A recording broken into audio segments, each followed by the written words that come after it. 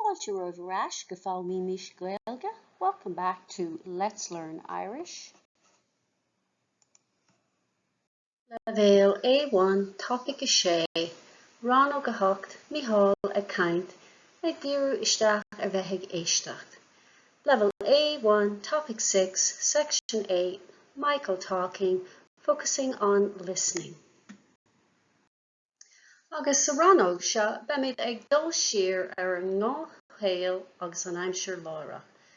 And in this section we'll be reviewing ordinary life, everyday life, and the present tense.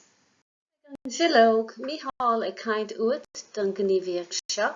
You'll need the handout, Micheál talking, for this activity. Micheál a caint. Léimiad na habartí atá ar a millog ar dús, agus an sin éist leis Micheál a caint sa bhír agus chuir tic sa bhosca fíor nó bregach i ngach cás. So we'll read the sentences that are on the handout first and then listen to Micheál talking in the sound clip and put a tick in the correct box, true or false. Is áspáille á clia Micheál. Ní itheann sé breicfasta. Tosíonn sé ag obair ar a 9:00. Ólann sé cafe ar Laethúil tar éis de gach lá. Aibríonn sé go dtí a 5. Uaireanta téann sé ag snámh. Téann sé a lí idir Laethúil tar éis de agus 11:00. De híine téann sé go dtí an teachtarna. Maidin dé sathairn déanann sé an tiopadóireacht. Itheann sé lón le cóide gach dé sathairn. Agus inis éist le Micheál a caint agus chuir tic sa bhosca fíor nó bregach i ngach cás. Now listen to Micheál talking and put a tick in the correct box, true or false. Cleisig tú an bhír dhá uair. You'll hear the sound clip twice. Micheál a caint. Is mis Micheál. Is as Gaeilge mé, ach tá mé I mo chónaí in árasán I glún tairibh im le clia le cúpla bliain anois. Tá mé ag obair anseo sa chathair. Éiríonn ag Laethúil tar éis seacht gach maidin. Itheann breicfeasta go tapaí. Téim ag obair ar a tréin agus tosíim ag obair ar Laethúil tar éis 8. Bíonn cupán cafaí agam gach lá ag Laethúil tar éis 10. Aibríonn go dtí Laethúil tar éis 4. Déanam mo dhéanaar agus fecham ar an nuacht ar a telefís. An sin de gná, téim amach ag siúl cosmhairge ar feadh tamil. Uaireanta téim ag snámh san ionad spórt áitiúil. Bíam anthuirseach agus téim mo lí de gná idir Laethúil tar éis 10 agus a 11. De híine de gná, téim go dtí an teachtábhairne le riont cáirde. Maidin dé sathairn, déanam an tiopadóireacht in ollmhara go mór a lár na carach. Bíonn lón agam le mo bháthir I Míle an seo sa chathair gach dé sathairn. Bíonn sé go 10 buaile lethe agus na scéalta go léir a chluisteáil.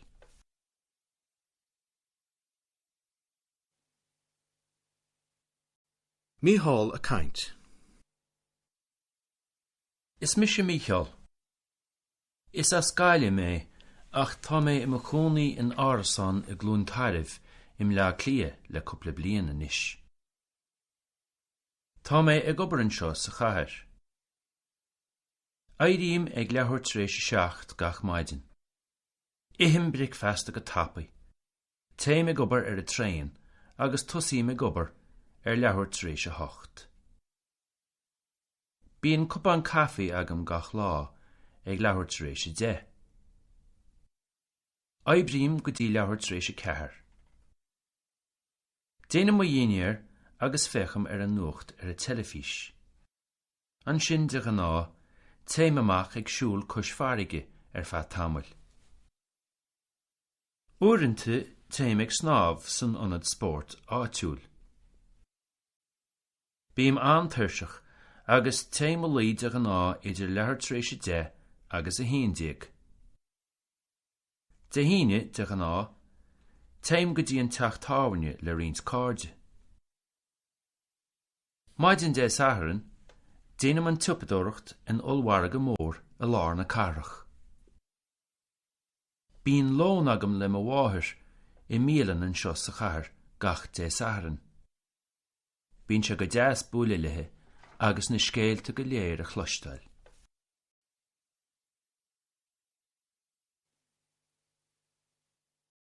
Agus inéis racham tríd an script, and we'll go through the script.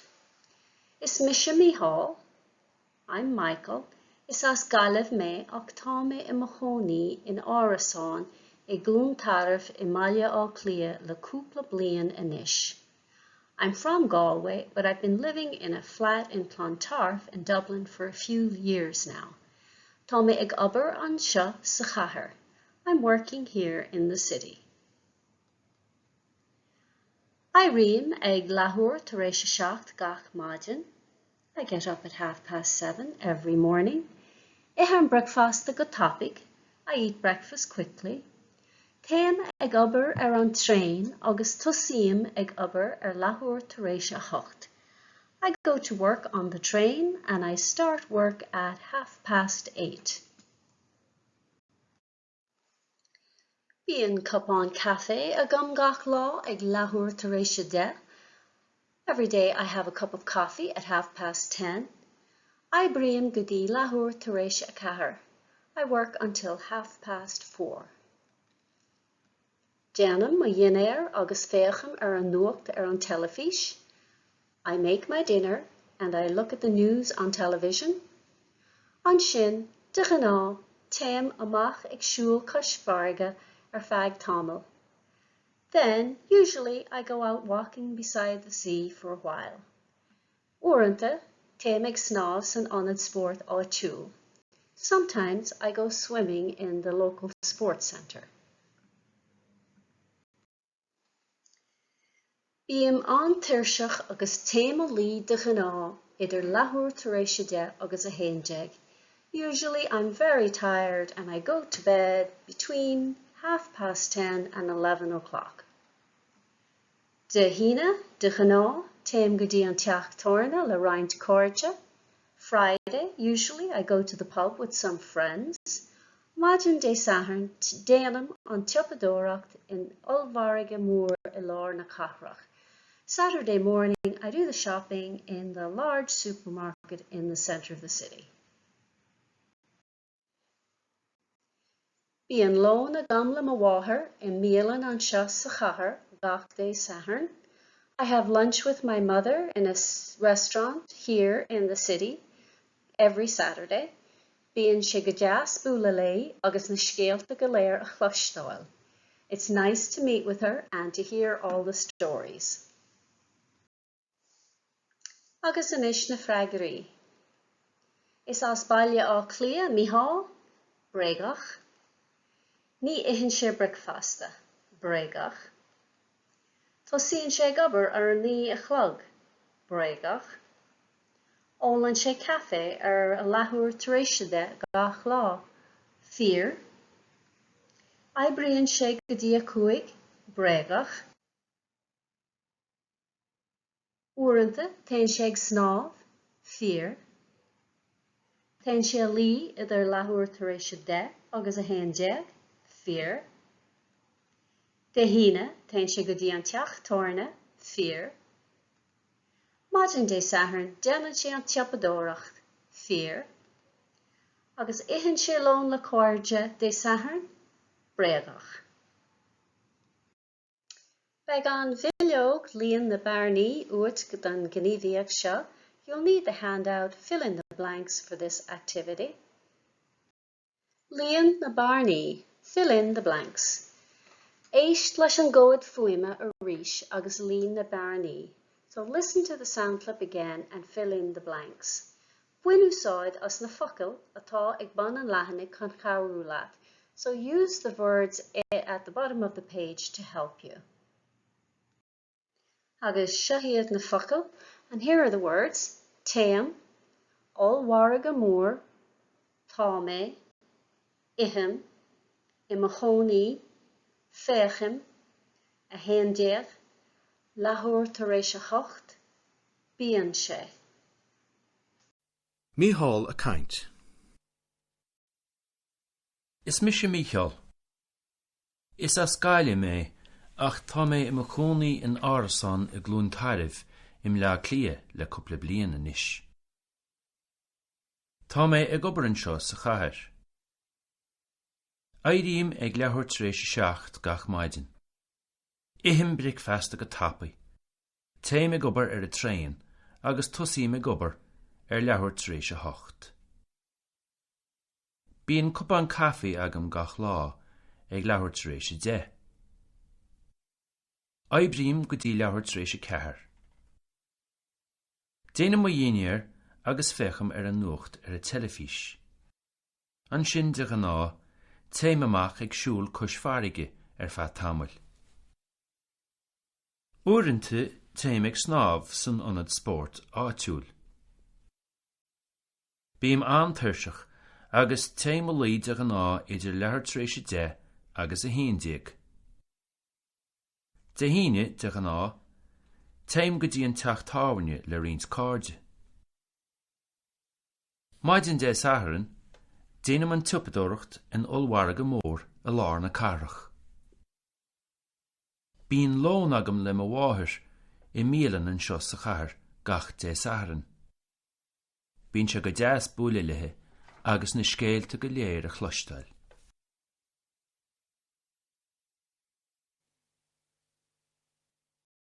Agus anois na freagraí. Is Micheál is as gaillimh mé ach tá mé imachónaí in árasán ag glún tairibh I Míle á clia le cúpla bliain anois. Tá mé ag obair anseo sa chathair. Éiríonn ag leabhar tar éis Éisteacht gach maidin, Ihim bric feasta go tapaí, téim ag obair ar an tréin agus tosaím ag obair ar leabhar tar éis a hocht. Bíonn cupán cafa agam gach lá ag leabhar tar éis a 10, éibríonn go dtí leabhar tar éis a 4. Déanam má dhéanaar agus féacham ar an nuacht ar an telefís, an sin de gná téim amach ag siúl cosmhairge ar feadh tamil. Uaireanta téim ag snámh san ionad spórt áitiúil. Bíam an-tuirseach agus téim ó laoi de gná idir leabhar tar éis a 10 agus a 11. De híine de gná téim go dtí an teacht táirne le roinnt cáirde, maidin de saithreán, déanam an tupadóireacht in ollmharga mór I lár na carach. Bíonn lón agam le mo bháthir I Míle anseo sa chathair gach de saithreán. Bíonn sé go 10 bualadh lethe agus na scéalta go léir a chluisteáil. Smaoinigh ar an eolas a thugtar san alt seo, so think about the information they gave you in this paragraph about Micheál. Conas atá an saol seo difriúil ó do chéal. So how is this life different from yours? Cad a dhéanann tú ag an deire seachtaine? What do you do at the weekend? Beidh sé dúshlánach an taisc seo a dhéanamh trí bhean na Gaeilge amháin ach buin trílacht. It'll be challenging to do this task through Irish, but give it a shot. If you need to use teanglan.ie or folklore.ie for vocabulary, but try and write a couple of sentences about how you spend your weekend. Beidh an bhilóg Micheál ag caint Saol in uait an gníomhaíoch seo. You'll need the handout, Michael talking, Finn's life for this activity. Micheál ag caint Saol in. Micheál talking, Fionn's life. Is blaise ar an sleacht seo ar an sais gná lei a bhí ag Fionn Micheál. So this passage is a glimpse into the kind of normal day that Fionn Micheál had. Fionn Micheál is a hero in the Fenian cycle of Irish mythology. He is a leader of the Fianna, the band of roving hunter warriors, as well as being a seer and a poet. He is said to have had a magic thumb that bestowed great wisdom upon him. So these are from the Scéal Fíníochta, so the stories of the Fianna and Fionn Micheál. Agus inis, lay an shlucht amach ó sword líne líne. So read the passage out loud, line by line. An sin, freagar na ceistena atá ag bon an lehannig ó Bhéal. Then answer the questions at the bottom of the page orally. Agus shahid na ceistena, and here are the questions. Caint am a Irene Fionn? What time does Fionn get up at? Ihan Fionn breakfasta? Fear no breagach. Fionn eats breakfast, true or false? An lanan Fionn an teach? Does Fionn clean the house? An imrian Fionn pel sa thránóna? Does he play football in the afternoon? Caint am a hen Fionn awalya? What time does he go home? Ihan Fionn dinner le Diarmuid? Fear no breagach. Fionn eats dinner with Diarmuid, true or false? And here are a few vocabulary words that appear in the story. So glúis, glossary, timpeall na tíre, around the country, timpeall na tíre. Caint is to help or protect. Déithe, the kings and the gods. Fichel, the game of chess. And fich is hunting. So pause the video here and read out the story. There's a full-size copy in the notes. Agus inis na freagraí, caint am a Irene Fionn? Laethuil tar éis Éisteacht. Ihan Fionn breakfasta fear no breagach? Fear. An lanan Fionn an teach?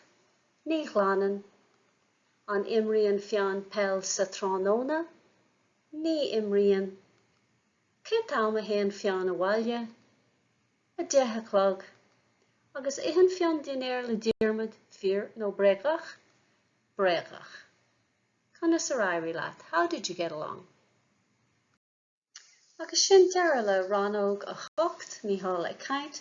And that's the end of section 8, Micheál talking ag dul siar an ngáthail agus an aimsir lára, reviewing everyday life and the present tense. Tá na nótaí agus bilóg a oibre le fáil in éineacht le cóid fuaimne agus nasca na cuisle, suíomh lúscartaí. The lecture notes and worksheets to accompany the course, along with the MP3 files and Quizlet links, this is a flashcard website, are available. The original files are available to download at Theastas Eorpach na Gaeilge, teg.ie, or edited versions can be found at my website, simplyjacintha.com. Direct link is in the description box below.